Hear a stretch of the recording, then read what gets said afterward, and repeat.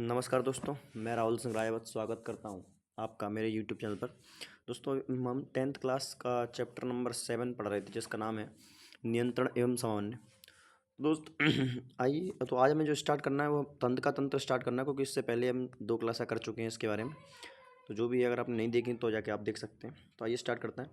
लिखा है, नियंत्रण एवं सामान्य तंत्र का और मांसपेशियों के ऊतक द्वारा प्रदान किया जाता है। तो मतलब कुल मिला के बात कहना जा रहा है कि जैसे जैसे हमारी बॉडी में कोई भी मूवमेंट होता है तो वो किसके द्वारा होता है? तंत्रिकाओं के द्वारा और मांसपेशियों के द्वारा। क्योंकि आप जानते हैं आपकी जो मांसपेशियाँ होती हैं आपकी, वो मूवमेंट करने के लिए वही तो आपसे आपके शरीर मूवमेंट करवाती है। हड्डियों के अंदर तो कोई मूवमेंट होता नहीं है, तो है ना। मांसपेशियों के अंदर मूवमेंट होता है, जिससे आपकी हड्डियाँ बैंड होती हैं, पर मतलब मुड़ती हैं और सीधी हो जाती हैं। हड्डियाँ मुड़ती नहीं है, मतलब हड्डी तो जगह पे, मतलब उनके अंदर जो बीच में जो जॉइंट्स होते हैं वहाँ से अपने हाथ जब मुड़ते हैं तो किस वजह से मुड़ते हैं? तो तंत्रिकाएं कोशिकाओं के द्वारा और मांसपेशियों के द्वारा मुड़ते हैं। समझ में आया कि नहीं आया?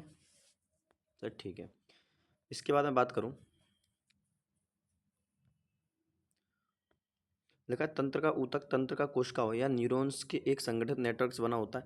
मैंने बताया था कि जो तंत्र का तंत्र है वो एक प्रकार की सेल से बना है, जिसको हम क्या बोलते हैं? न्यूरॉन्स। क्या बोलते हैं?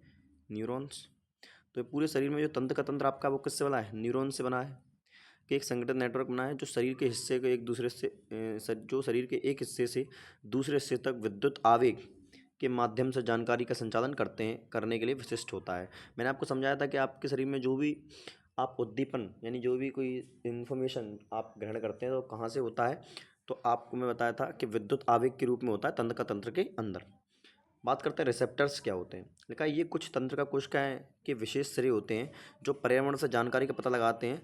ये हमारी इंद्रियों में स्थित होते हैं। तो रिसेप्टर्स क्या होते हैं? मैंने बताया तंत्र का तंत्र आपके पूरे शरीर में फैली हुई है। तो जैसे आप कोई अपने हाथों से कोई भी चीज़ छुएं तो वो गर्म है या ठंडी है तो आपको पता पड़ेगा। तो जो चीज़ आपको जिस चीज़ से, जैसे आपके शरीर में छोटे छोटे पॉइंट्स होते हैं, जैसे जैसे हम क्या बोलते हैं? रिसेप्टर्स बोलते हैं। जैसे ग्राही बोलते हैं। क्या बोलते हैं? ग्राही। ग्राही हिंदी में बोलते हैं ग्राही। ग्राही मतलब ये सूचनाओं को ग्रहण करते हैं, है ना। तो वही तो लिखा है, जो पर्यावरण से जानकारी का पता लगाते हैं। तो पर्यावरण से जानकारी कौन लगाता है? तो ग्राही लगाते हैं, जैसे हम रिसेप्टर्स भी बोलते हैं। ठीक है। अब देखो, आपके आपके आपके शरीर में 5 संवेदी अंग होते हैं। कितने होते हैं? 5 संवेदी अंग होते हैं, जिनसे आपको बाहरी पर्यावरण का पता लगता है। ठीक है कि नहीं? पहला देखो, पहला होता है कान। कान क्या है? ये इसे फोनो रिसेप्टर कहते हैं। क्या कहते हैं? फोनो रिसेप्टर, यानी ध्वनि ध्वनि प्राप्त करना। तो ये किस क्या करता है? ध्वनि प्राप्त करता है। और यह सुनने और शरीर के संतुलन बनाए रखने में काम करता है। तो आपसे पूछा जाएगा कि शरीर शरीर का संतुलन बनाए रखने के लिए कौन सा संवेदी अंग का कार्य करता है? तो आप बताएंगे सर कान करता है। कौन करता है? कान। आंखें क्या होती हैं?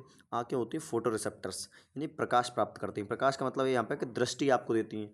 आप जो देख रहे हैं उसकी जानकारी माइंड तक कौन पहुँचा रहा है? तो वो आंखें पहुँचा रही हैं के रूप में कार्य करता है। ये देखने में मदद करता है। त्वचा थर्मो रिसेप्टर्स होता है, ये तापमान महसूस करती है। मतलब कोई चीज़ आप जो छू रहे हैं वो गर्म है, ठंडी है, नॉर्मल है, इसका पता कौन कहाँ से लगता है? तो थर्मो रिसेप्टर से लगता है।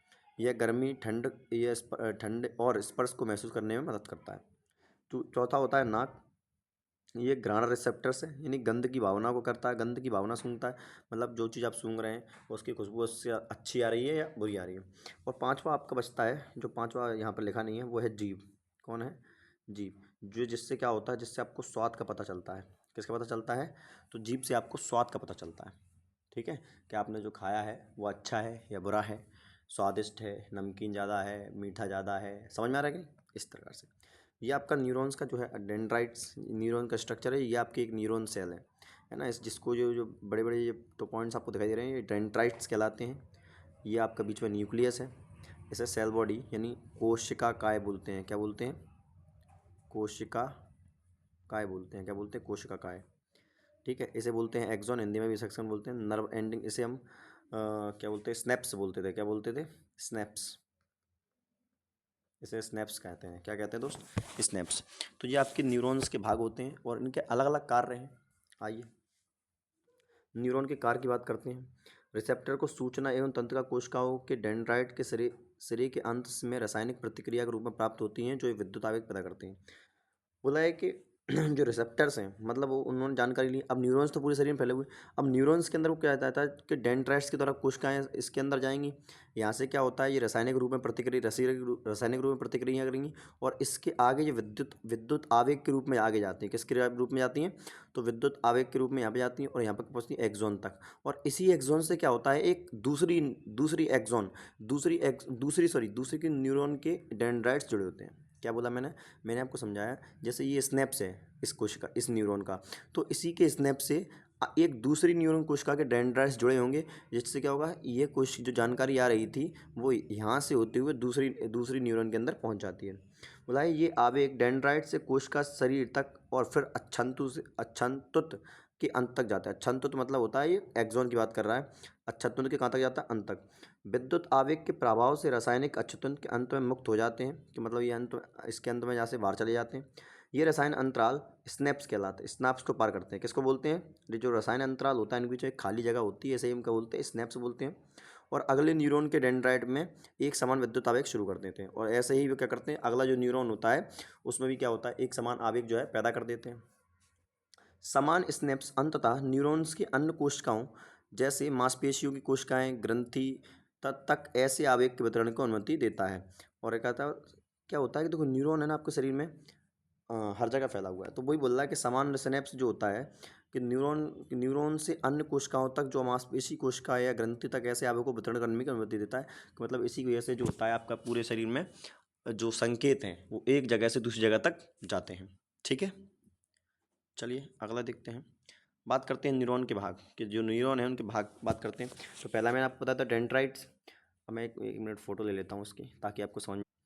हाँ देखो, अब यहाँ पे आपको थोड़ा समझने में आसानी होगी। देखो, पहला भाग था डेंड्राइट्स, है ना। अब डेंड्राइट्स यह जानकारी प्राप्त करता है, तो यहाँ से आपको जानकारी प्राप्त होती है। कोशिका कोशिका शरीर, इसको बोलते हैं कोशिका काय को। ये जो आपको स्ट्रक्चर दिखाई दे रहा है, इसको बोलते हैं कोशिका काय। ठीक है, इसके द्वारा प्राप्त जानकारी विद्युत आवेग के रूप में यात्रा करती है। किस में करती है? विद्युत आवेग के रूप में। एक्सॉन, ये लंबी लंबी जो आपको लाइन दिखाई दे रही है, इसको बोलते हैं एक्सॉन। बोलता है यह कोशिका शरीर की सबसे लंबा फाइबर होता है। कोशिका शरीर का क्या होता है? सबसे लंबा भाग होता है, जिसे एक्सॉन कहा जाता है। यह कोशिका शरीर से अगले न्यूरॉन के डेंड्राइट्स तक विद्युत आवेग पहुंचाता है। तो अगले अगले अगला जो न्यूरॉन कोशिका होगी जो कि इस स्नैप से जुड़ा होगा, वहाँ तक आवेग कौन पहुँचाएगा? तो आपका एक्सॉन पहुँचाता है। बात करें स्नैप्स की, यह एक न्यूरॉन के तंत्र का अंत और दूसरे न्यूरॉन के डेंड्राइट के बीच अंतर है। मतलब देखो, यहाँ पर क्या होता है, यहाँ पर एक खाली जगह होती है। इसी खाली जगह को हम एक्सॉन बोलते हैं। क्या बोलते हैं? इस खाली जगह को एक्सॉन बोलता है। तो ये क्या, देखो, इस वाली न्यूरॉन का तो अंतिम भाग है, और दूसरी न्यूरॉन जो इससे जुड़ेगी यहाँ पर आकर, उसका पहला भाग। तो ये उनके बीच की खाली जगह होती है। यहाँ विद्युत संकेत को आगे संचरण के लिए रासायनिक संकेत में परिवर्तित किया जाता है। तो यहाँ से क्या होता है, ये रासायनिक रूप में कन्वर्ट होते हैं, जिससे क्या होगा, जिससे ये अगली कोशिका, जिससे ये अगली अगली न्यूरॉन के डेंड्राइट्स में पहुँच जाता है। ठीक है, अब बात करते हैं प्रतिवर्ती क्रिया। प्रतिवर्ती का मतलब होता है, प्रतिवर्ती क्रिया का मतलब होता है, सबसे पहले समझो प्रतिवर्ती क्या होता है।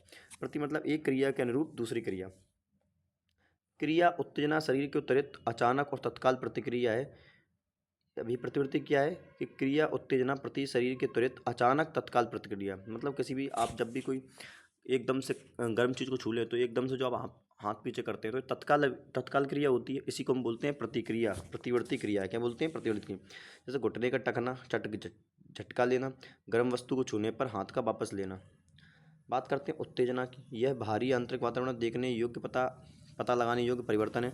मतलब आपके भारी वातावरण में जो भी चीज़ें हुई हैं वो उत्तेजना कहलाती हैं, जिस पर जीव प्रतिक्रिया करता है। जिससे क्या करता है? जीव प्रतिक्रिया करता है। भाई, जिस प्रकार की क्रिया होती है उसी के अनुरूप आप क्या करेंगे? अनुक्रिया करते हैं। जैसे जैसे आपने कोई हीट स्टिमुलस, मतलब आपको कोई आपने कोई गर्म चीज़ छुई, तो आपकी स्किन के रिसेप्टर में पता पड़ेगा, मतलब आपके जो हाथ के अंदर जो ग्राही होंगी उनको हीट का पता लगेगा। यहाँ से वो सिग्नल कहाँ पहुँचेंगे? स्पाइनल ऑर्गन में। मतलब आपका जो स्पाइनल ऑर्गन, एक सेकंड, तो स्पाइनल ऑर्गन में कशोरी के अंग वहाँ तक पहुँचता है। फिर यह कहाँ पहुँचता है? इफेक्टर ऑर्गन मसल्स के, जहाँ पर इफेक्ट पड़ा हुआ है। और उसके बाद रिस्पॉन्ड टू हेड विड्रॉवल। इससे क्या होता है? फिर यहाँ से सिग्नल आता है कि भैया आप अपना हाथ जो है पीछे कर लें। इसी को बोलते हैं रिफ्लेक्स एक्शन पाथवे। क्या बोलते हैं इसको? Reflex action pathway. अच्छा, इसके अंदर एक चीज़ और है कि जो रिफ्लेक्स एक्शन होता है, यानी प्रतिवर्ती क्रिया है, ये इसके जो सिग्नल, जैसे यहाँ से आपने कोई छुआ तो यहाँ से सिग्नल आपकी बॉडी तक गए, तो ये ना यहीं से लौट आते हैं, यहीं से लौट आए। इसको बोलते हैं क्या? इसको बोलते हैं आपका मेरु रज्जु। क्या बोलते हैं? मेरु रज्जु बोलते हैं। यानी मैं ये बोल सकता हूँ कि जो मेरु रज्जु होती है उसके सिग्नल ब्रेन तक नहीं आते, क्योंकि यहाँ से ब्रेन तक जाने थे लेकिन ब्रेन तक वो पहुँचते ही नहीं है। वो कहाँ से लौट आते हैं? मेरु रज्जु से। मतलब प्रतिवर्ती क्रियाओं में आपके ब्रेन का कोई भी काम नहीं होता। जब भी प्रतिवर्ती क्रिया होती है तो उसमें आपके ब्रेन का कोई हिस्सा काम नहीं करता। वो सिग्नल जो प्रतिवर्ती की क्रियाओं के जो संकेत हैं वो मेरु रज्जु से लौट आते हैं। समझ में आया कि नहीं आया? चलिए, इससे करेंगे अगली क्लास में। तब तक के लिए धन्यवाद।